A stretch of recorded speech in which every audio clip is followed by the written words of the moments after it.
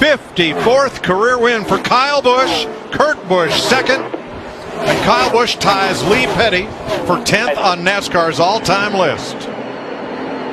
We're just going to make this a new tradition every time Kyle Busch wins.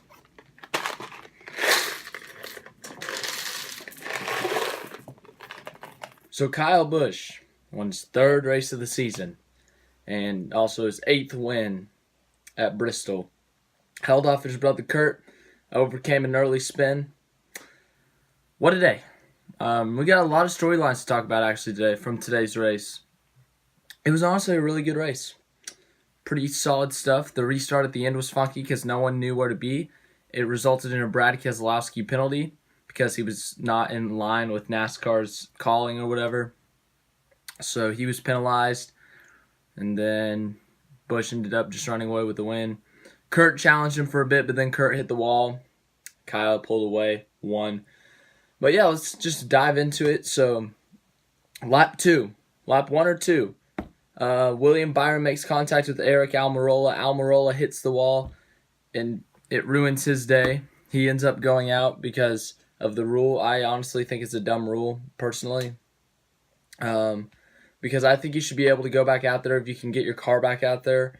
Because, you know, if something else happens to someone else, you can get more points from that. So instead of maybe Almirola being able to fix whatever issue he had like a suspension issue. If they're able to fix that, he can go back out and maybe finish a few spots better and get some more points. So I think that could be a factor late in season. Maybe, well, not for him, but, you know, it could in a different scenario. So I think they should maybe consider that, but that's just my opinion. In this, Byron made contact with him. He went to pit. What else happened? Ricky Stenhouse rear-ended Kyle Busch. Kyle Busch's back end was smushed in. Stenhouse, the front of his car just was oofed. And he ended up finishing like 7 laps down. So Stenhouse, who usually runs really good at Bristol, rough start to the day, and it basically ruined his day. But, so yeah, that was that. 39 laps into the race, Chase Elliott had led every lap, and Ryan Preece blew a tire. Chase Elliott had to slam on the brakes, and he was rear-ended by Corey LaJoie. He spun out. After this, Chase Elliott, I think he had a problem earlier in the weekend with it, but he had a power steering issue, a much worse power steering issue at least, for this portion, and it ended up going throughout the race, so he also had overheating in his engine. They had to pull tape off the grill. It was a long day for him. Once I get to him when we're going through our results, I'll explain it all. But it was a long, just up and down day for that team. It was a crazy mess for them. But yeah, Larson, rough day for him. There were some guys that finished a lap down, like Kevin Harvick. He failed inspection before the race, so he just dropped to the rear, and then he had to serve a pass-through penalty. So he didn't even get back on the lead lap until like 10 to go. He was never on the lead lap until like 10 to go with that last caution or whatever. So rough day for him. He ends up getting like 13th or something, but there was a lot of cars that went a lap down because of multiple reasons. I can't even explain the day in total. I'm just going to go through the results and talk about it there. Kyle Busch wins. I explained his day. He spun early, came back and won. A late strategy call, stayed out instead of pitting while the 3 Penske cars pitted, and he ends up winning. Kurt Busch started 27th, rough day for him, but he comes back, finishes 2nd. Joey Logano led 146 laps, won a stage, and bam, finishes 3rd. Speaking of stage winners, the first stage winner, Ty Dillon. He won a stage. Like Boyer, restarted first. We were expecting him to win. He stayed out. But Ty Dillon freaking fought him and freaking beat him. Ty Dillon won a stage. The first Dillon brother to win a stage. I'm pretty sure. I don't think Austin's ever won a stage. 4th was Ryan Blaney. Blaney led the most laps today, 158. Yet again, Blaney leads a lot of laps. Finishes 4th. Well, not finishes 4th, but doesn't win. Hamlin finishes 5th, which is where he started. He led 7 laps. Menard came back for a 6th place finish. He was a lap down for a while. Started 9th, ends up finishing 6th on a late strategy call. Boyer, he cut a tire, hit the wall. He repaired the car. Well, he didn't, but his team did. They repaired the car. He came back, finished 7th. Suarez, a good day for him, finishes 8th. Newman, he had a weird day as well. So he finishes 9th, but as everyone knows, he's very hard to pass, and he makes it known. And they were racing, and instead of letting Blaney by when Blaney was clearly faster, he decides to cluster everyone right there. And Blaney thinks he's clear, runs into Newman. Newman has to move, hits Elliott. Elliott gets a tire rub on his right front, ends up cutting a tire, and it jacks up the back of Newman's car. Newman recovers for a 9th place finish. Jimmy Johnson gets a top 10, rounds out the top 10. Chase Elliott, his 3rd straight week of leading 30-plus laps. Here we go. He led 38.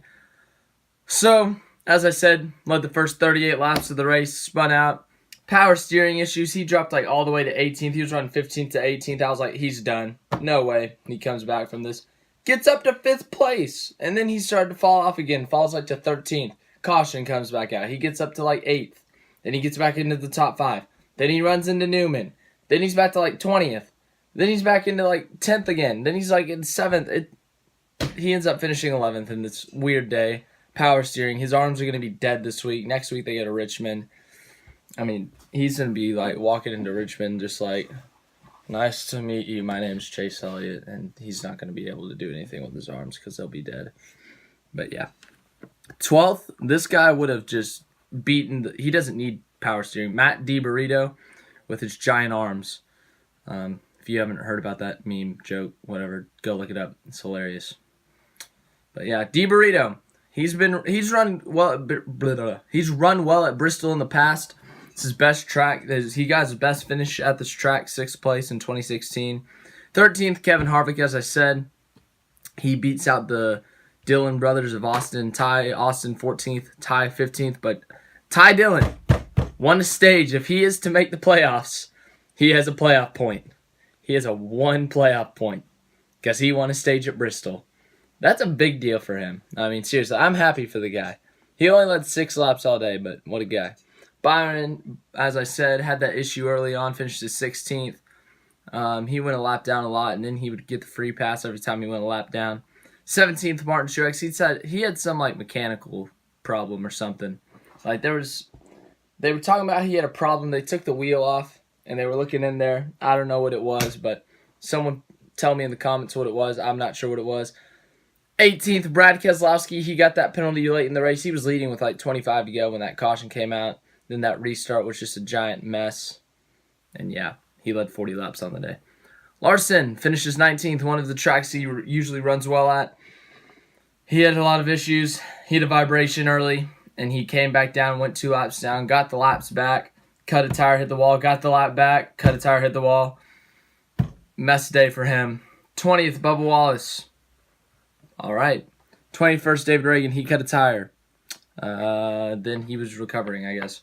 22nd, Chris Buescher. He was running in the top 5. He was having a great day, but he had a loose wheel and had to come down and pit, and that ruined his day. 22nd. No, nothing to show for it, unfortunately. 23rd, Alex Bowman. 24th, Eric Jones. Jones led 10 laps, and then he had a loose wheel, and he had to pit, and it just ruined his day. He ended up finishing 3 laps down. Ryan Preece finishes 4 laps down. And 25th, no, whoa, what is this? All right. 26th, Landon Castle. 27th, Matt Tifft. 28th, Ross Chastain. No, wait, what? Okay, I can't even, you guys see this. It goes from 27th to 29th. You're seeing this, right? 27th to 29th. I can't tell because I got the front camera on.